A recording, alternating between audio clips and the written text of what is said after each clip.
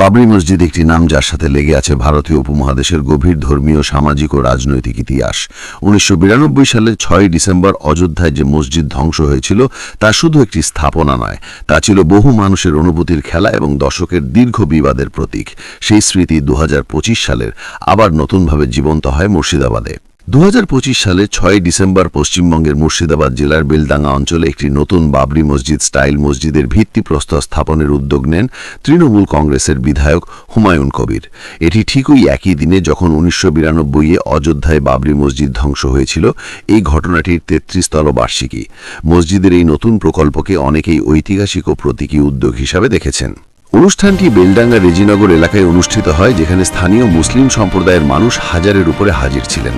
তারা ইট, বালি এবং নির্মাণ উপকরণ নিজ হাতে নিয়ে অনুষ্ঠানে অনুপ্রাণিতভাবে যোগ দেন।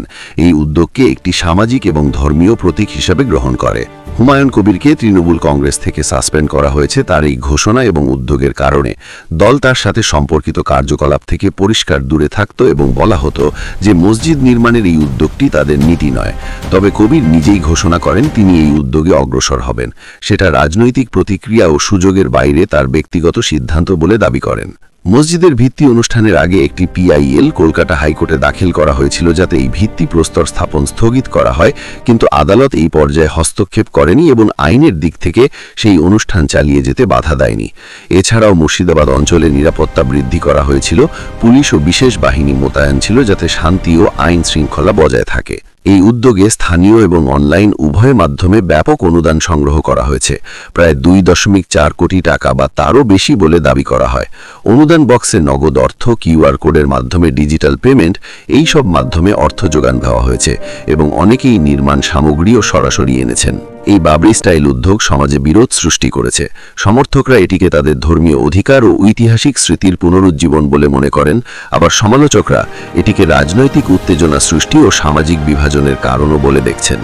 অনেক রাজনৈতিক নেতার বক্তব্য, ধর্মকে রাজনৈতিক দাঙ্গায় রূপান্তর করা উচিত নয়। অযোধ্যার বাবরি মসজিদের ইতিহাস এবং 1992 সালে তার ধ্বংসের ঘটনাটি ভারতীয় সমাজে আজও গভীর স্মৃতি হিসাবে রয়ে গেছে। সেই স্মৃতি ও রাজনৈতিক প্রতীককে সামনে রেখে এই মুর্শিদাবাদের বাবরি স্টাইল উদ্যোগ স্বভাবতই আলোচনার কেন্দ্রবিন্দু হয়েছে। এটি শুধু একটি মসজিদের নির্মাণ না, বরং ইতিহাস, রাজনীতি এবং অনুভূতির মিশ্রণ।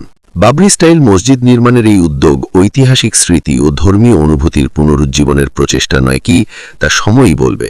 সমাজের শান্তি, সমঝোতা এবং সহাবস্থানের পক্ষে কাজ করে কিনা সেটাও আগামী দিনের বড় পরীক্ষা। ইতিহাস নিজেই শুধু ঘটনা নয়, এটি আমাদের শিক্ষা দেয়। যেখানে ধর্ম ও রাজনীতি মিলে যায় সেখানে সমাজকে একত্রে ধরে রাখা আরও কঠিন হয়ে পড়ে।